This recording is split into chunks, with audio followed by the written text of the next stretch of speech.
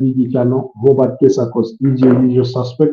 Hope you guys are having a wonderful weekend. It's a bit of a very hot Sunday down in Kampala, Uganda, but we have to get things done regardless. So please indulge me as I test our audio for purposes of having clear audio and not missing out, as we sometimes have sort of done ourselves uh, in a form of a disservice, I must say. So allow me uh, as we wait a bit in just a couple of seconds. But we're going to be speaking Manchester United versus Bournemouth. Of course, the game is at the Vitality Stadium, and kickoff is just about 15 minutes away from now as we do speak. But we do expect quite interesting action to be coming our way. The starting lineups are already out, as pretty much you would expect. But I think our audio is in the clip. So I thought we should hop on here and speak what we expect in this game. I look at the starting lineups and you give me your thoughts, your predictions. Of course, yesterday we got one of our predictions wrong. That was our prediction that Chelsea and Everton would end in a 1-all draw, but Chelsea managed to win that game by a goal to nil, a goal scored by Nicholas Jackson. I think he did score a second, but that was ruled out for offside. There was a penalty appeal when Robert Sanchez did have a clash there with Nyakalenko, the Everton defender, but somehow it was not given as a penalty.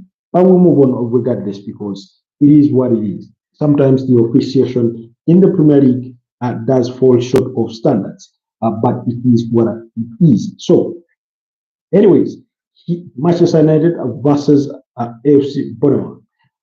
Here are the starting lineups. In the goalkeeper, AFC Bournemouth, that's under the charges of Andoni Iraola. Do have Kepa Arrizabalaga, who we all know is on loan from Chelsea. Adam Smith, Eli Zabarinya, Dean Howson. Dean Howson becoming the hot cake in the market ahead of the summer transfer window with the £50 million release clause in his contract, attracting interest from the likes of Arsenal, the likes of Tottenham, the likes of Chelsea, Bayern Munich, Real Madrid. It's a name that is really on the lips of many in Europe. And then, of course, he's a Spanish international. Then Milos Kakez. Milos Kakez is a target for Liverpool. In midfield, it's a midfield of two. That's for the holding midfielders. And then ahead of them is another cohort of three players and then one striker. So Alex Scott and Tyler Adams in the midfield. Then Dango Ouattara, Justin Kluivert, and Antoine Smith. One of those players linked with a potential move to Manchester United, as well as Arsenal. We do know that Arsenal are in the market for a winger, while Manchester United will be in the market for a similar, player. And then Evan Nilsson does lead the lines there for AFC Bournemouth. On the bench, they do have Will Dennis. They have Marcos Senesi, Julio Sola, Julian Araujo, James Hill, Lewis Cook, David Brooks, Marcus Tavernier, and Daniel Jebison. So that's as far as AFC Bournemouth is concerned. And then on the side of Manchester United, they do have Andre Onana in goal, Luke Shaw, Harry Maguire, and Lenny Yoro. Pretty much what we did expect or predict that the likes of Luke Shaw would start this particular game. Lenny Yoro was one of those mentioned names for those of you that did follow yesterday's broadcast as we were previewing these games. This particular game for Manchester United versus, AFC Bournemouth, as well as that of Liverpool versus Spurs, which will come after this particular one. That game, I think, does kick off at around 6:30 p.m. East African time. And then ahead of them is Patrick Dogu for midfielders, but we all know that the two, that's Patrick Dogu and Mazorui, play as wingbacks, so they would retrieve out of possession to help Luke Shaw and Maguire as well as Lenny Yoro. Then ahead of them is Bruno Fernandes, Alejandro Garnacho, and Rasmus Højlund leading the attacking lines. On the bench, they do have Tom Heaton, they do have Victor Lindelof, they have Johnny Evans, Harry Amos, Tyler Fredrickson, Mason Mount, Christian Eriksen, Manuel Agate, and Chido Martin Obi. The injury concerns, of course, are also there in this is and for the notable figures that some of you do not see, especially in that Manchester United starting 11. Joshua Zaxi does have a thigh injury. Aiden Heaven is reported to have a foot injury. Amadou Diallo, of course, that one did return to training after nursing an ankle injury. Diego Dalot has a calf injury, while Lisandro Martinez tore his cruciate ligament there, and he is out injured. And then Matas with a foot injury. So that's why some of those Manchester United members are really upset. We did expect, some players have been sort of given a bit of a time off ahead of that crucial tie between Manchester United and Athletic Bilbao at San Mamés. Yes, coming next week on Thursday, when the two sides meet in the Europa League. Remember, Athletic Bilbao have not lost a home fixture at in the Europa League, and in fact they've won all the 6 games that they played there. So really, United will have to bring the best of their form. So you look at players like Manuel Ugarte, who did start versus Lyon, being rested. Christian Eriksen, I did not expect. I expected him to start this particular game, maybe ahead of even Bruno Fernandes, but it looks like they've started. Manchester United would sort of want to get a result, a win that takes them to 41 points, because they do have 38 points. Just, I think, a point ahead of let me check. Yes, just a point. Yes, just a point ahead of Tottenham Hotspurs, who have 37 points. Following their weekend victory, Wolverhampton Wanderers, of course, leapfrogged Manchester United. And I mean, it doesn't look pretty. Manchester United being on the Premier League table, regardless of what side you fall. I know it's so much the jubilation of rival fans who sort of despise or want to mock Manchester United for everything they stand for, good or bad. But I mean, it just doesn't paint the right picture. In a season where things had really been serious, where the bottom 3 had not already been determined at this stage as already relegated, then clearly United would be in some serious, potential relegation conversation. I remember preaching one time and saying that Manchester United needed at least 11 points to survive relegation. But ever since then and now, because they've amassed what? Shy of 10 points. So it's been that kind of season anyway. So again, you wait for a day where you want to see Ruben Amorim inspire his team to another victory. Of course, last weekend they did lose to Wolverhampton Wanderers by 4-0. That spectacular free kick that was scored by what's his name? The name eludes me. The name does elude me, unfortunately. But he scored a very brilliant free kick last weekend, and it was really indeed beautiful to watch. Unfortunately, it was at the peril of Manchester United on the day that free kick was. Yes, Pablo Sarabia was the one that struck that ball with a lot of finesse, with a lot of coolness to pull 3 points for Wolverhampton Wanderers. But anyways, let's talk about some of yesterday's results, because yesterday we did not get the chance to do a live broadcast in the aftermath of those games. Like I said, Chelsea beat up against Everton by 1-0, and Nicholas Jackson on target there, brightened their chances of finishing in the top 5 and qualifying for next season's UEFA Champions League.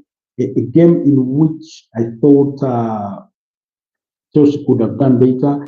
Of course, there was a few questionable decisions that in the form of penalty appeals for Everton. One we mentioned was the clash between Robert Sanchez and Myakalenko and that kind of thing. And then The other game was between Ipswich Town and Newcastle United.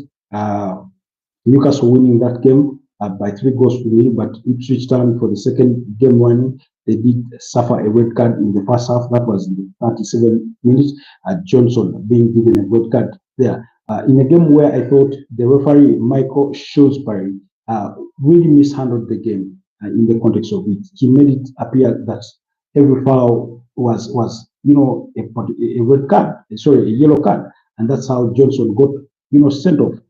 Yes, there, there was a foul against him, as minor as it was. He hit the floor and he was given a yellow card for sort of simulation or diving, and then he commits a foul that would ideally be worth a yellow card. But since you've just given the player a yellow card, what, 4 3 minutes back, I mean, give him a warning and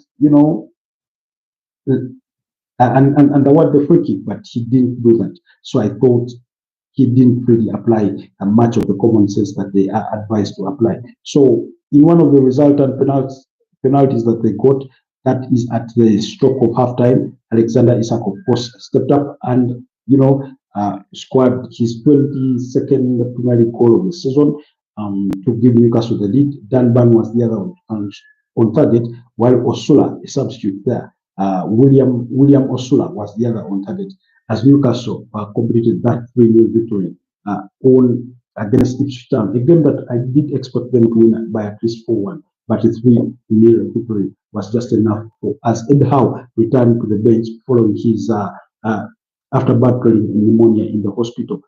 Then they also brightened their chances of qualifying for the UEFA Champions League next season because that victory sent them to 62 points above Man City, who are at 61, and then Nottingham Forest are in the mix. They're in with 60 points. Of course, Chelsea right there in the mix as well, following that 1-0 victory. Then the other game, Brighton and Hove Albion beat up against West Ham by 3 goals to 2. Brighton needed a late winner from Carlos Baleba there to win that particular game. So much to the anguish and disappointment of Graham Potter on the day, but Ayari was on target for Brighton to give them the lead, while Muhammad Kudus did score in the 48th minute to restore parity, and then Thomas Suchet scored in the 83rd minute to give the visitors the lead. Gerard Bowen providing 2 assists in that particular fixture, quite an incredible performance. But then in the 89th minute, Kaoru Mitoma did score to restore parity to make it 2-2 at the time, and we thought the game was destined for a 2-all draw. But Carlos Baleba had other ideas and he scored a stunning goal from outside the area to win all 3 points for Brighton and Hove Albion. Then in the other fixture, Southampton were beaten by Fulham by 2 goals to 1. Southampton, I think, were the first to score through Stephens. Then, of course, Fulham found the equalizer through Emil Smith-Rowe with Alex Iwobi providing the assist. And then Raya Sessegnon in added time, that's in the 92nd minute, did score to win all 3 points for Fulham. That's on their trip to St. Mary's Stadium. Then the other game also, we did see Wolverhampton Wanderers thrash Leicester City by 3 goals to 0. Matthias Cunha scoring his 15th Premier League goal of the campaign, thanks to Ryan Acknowledge's assist, and then Larsson on target there to make it 2-0. Jamie Vardy missed a penalty in this particular game, and then Raul Gomez was the other on target. Of course, Jamie Vardy did announce that he will be leaving Leicester City at the end of the season, putting a 13-year-old career with Leicester City to an end, a club under which he won the Premier League. That was in the 2015-2016 Premier League season, and then did win them the FA Cup, I think in 2021, when he was still under the charges of Celtic manager and former Liverpool manager in Brandon Rodgers. So that's Jamie Vardy calling an end to his Leicester City career. He's not quitting football. That means he will be looking to, apply his trade elsewhere before he hands up the boots. But it was announced this week that he will be leaving Leicester City at the end of the season. So a look at the Premier League table standings following those results from yesterday. As kickoff gets underway between United and AFC Bournemouth. Following yesterday's results, Newcastle are third with 62 points. Man City, of course, they had already won their match day 34 fixture when they beat up against Aston Villa by 2-1 over in midweek, which leaves them now fourth place. And then Chelsea are fifth with 60 points, as well as Nottingham Forest with a similar number of points. But Nottingham Forest have a game to spare because they do play on Monday. I think, yes, Monday Night Football. I think Nottingham Forest will be in action. Then the other big game was yes, Monday Night Football. Nottingham Forest will be up against Brentford, so that fixture will be upcoming. The other game that we should talk about, of course, Barcelona reached the Copa del Rey title when they beat up against Real Madrid after extra time by 3-2. That game was 2-all in normal time before they went into extra time, and Barcelona won it all. Kylian Mbappe came off the bench to score a free kick, although missed another brilliant chance, and then Alario Chouameni did score to make it 2-1, but I think it was what's his name? Pedri that scored to give Barcelona the lead on the day. It was a very, very wonderful game by the team to watch, because I thought it was end-to-end open attacking. The referee had to keep his cool to sort of, wave so many bad fouls off. So Pedri had given Barcelona the lead in the 28th minutes, with Lamine Yamal providing the assist. And then, of course, Ferran Torres did score in the 84th minute to cancel out Aurelio Tchouameni's header in the 77th minute that had given Real Madrid a 2-1 lead at the time. And then, of course, in extra time, Jules Koundé did score a spectacular goal, by the way, to beat Thibaut Courtois in goal as they won it 3-2 there. Due to a chaotic scene in which Real Madrid players protested a foul that had committed to one of their players, Antonio Rudiger may be even sanctioned for more than just the ban that he may have to serve for receiving the red card, alongside Jude Bellingham and Lucas Vazquez for those ugly scenes. While now at the time, Rudiger had been substituted because he did appear to have suffered an injury. We did see him at some point having his knee bandaged up and that kind of thing to get him to continue playing. And I thought for me it was a really, really big concern. Then when you look at Kylian Mbappe, when he came on, he was literally limping. He felt really much unfit, because that's the very reason as to why he did start the game. He said that he still felt some pain in his ankle and that kind of thing. But unfortunately, the game demanded that he be brought on, and indeed he was brought on, and he had an impact. So the game between Manchester United has already kicked off. Of course, we are into the third minute thereabout, but those players did suffer with straight red cards for unsporting characters or behaviors that they did exhibit. That's Antonio Rudiger. Now, Antonio Rudiger threw something. I do not remember exactly what it was, but he threw something on the stadium, trying to hit somebody. And then Lucas Vazquez and Jude Bellingham were calm in the incident that eventually got them, booked, even when they were out of the game. Then the other crucial result from the weekend was Crystal Palace beating up against Aston Villa by 3-0 in the semi-finals of the FA Cup. Emiliano Martinez did save a penalty while that game was still 1-0, but then Ismail Sarr, what a performance he did have yesterday, providing one assist and scoring the burst. Joan Felipe Mateta providing the assist for Ismail Sarr's goal that was the second for Crystal Palace. I thought Crystal Palace really, really knocked Aston Villa off the park.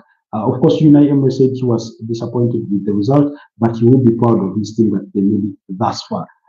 But given the kind of team he has, I did think that not that they deserve more, but I think he knows he himself will know that he ought to do better against such opponents when you have a chance to win silverware in that kind of competition. So that's how it finished. The other second semi-final is on today. Apologies, guys. Nottingham Forest is not playing on Monday against Brentford. That game is not on Monday because Nottingham Forest are playing today against Manchester City in the second semi-final of the FA Cup. So that game does come on later today. So do look out for that action. I think kickoff is at. Let me see. Let me check. Allow me a second to check. Allow me a second to confirm. I wouldn't want to, be wrong. Yes, it does come at 6:30 p.m. East African time. That's the kickoff for the FA Cup. Unfortunately, it's going to coincide with the game between Liverpool and Tottenham Hotspurs. But again, because of what both fixtures been, I'll try to follow both of them as much as time can allow me.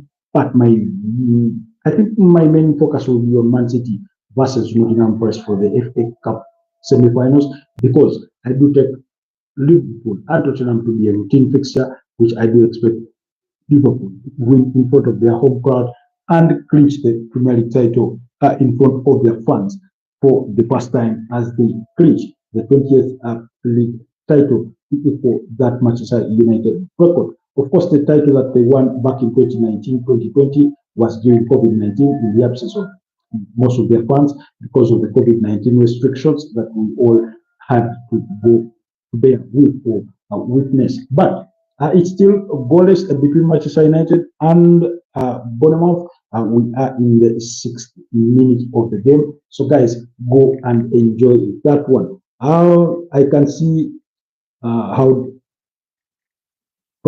Pralav, yes, hi Pralav. Thank you for joining the broadcast. Kindly like, kindly subscribe to the channel. Relegation, the relegated teams are already confirmed. That's Southampton, that's Ipswich Town, as well as Leicester City. Ipswich Town were finally confirmed after yesterday's loss to Newcastle, in which they lost by 3-0. Those goals scored by William Osulo, Alexander Isak's penalty, and I think Danban that were on target there for the Magpies. So, pretty much for those of you that were with us prior to the start of the season, we did predict that the three teams, as they had been promoted, they would be relegated because our assessment was such that they did not have the experience, they did not have the squads and necessary enough to compete in the Premier League. And then the managers themselves, of course, we all know that Leicester City had to lose their manager in Enzo Maresca, who went to Chelsea. Then they brought Steve Cooper. When Steve Cooper came again, he had been sacked the previous season at Nottingham Forest before being replaced by Nuno Espirito Santo. So again, it didn't feel like the right fit. They eventually sacked him at Leicester City and got Ruud van Nistelrooy, and then it went from bad to worse. As then we had Ipswich Town. Of course, Ipswich Town have played good football, but the results just did not come their way. They are this season they've been the Burnley that we had last season. If you remember, Burnley under the charges of the same company, playing very good football, but not able to clinch to get that final result, and also being very poor at defending and conceding well to goals. So those are some of the factors that did contribute to that. As for Southampton, I mean, again, you did feel Ipswich, by the way, had the disrupted sort of suffer because Chelsea and Manchester United were making inquiries about the availability of their manager, that's Kian McKenna. And then Southampton, kind of a similar fate. I thought they lacked the investment in the squad that they needed to get that team from a championship team to a highly competitive team. We're talking about, I mean, we did enjoy this Southampton when they were under the charges of Mauricio Pochettino for the years gone by. That Southampton that had Lord Rodriguez, it had Adam Lallana, Nathan Elkline, those kinds of players, Sadio Mane, among others. So really, you did feel that they did lack, that composition of players that would help them stay up in the top flight. But like I said, along this broadcast, that if the situation had been reversed, this season, Manchester United and Tottenham would have easily been staring under the threat of relegation, because 15 defeats for Manchester United really that has not really looked pretty for their credentials, for the record Premier League title winners. Yeah, it does not really look pretty at all. And even if they were to win today, they would still stay in the bottom half of the table. And then Tottenham Hotspurs, I mean, they've left a lot to be desired. But anyways, allow me cut it here. We are already into the game. The game is on, still nil-nil. We are into the 9th minute. So we're going to follow those developments.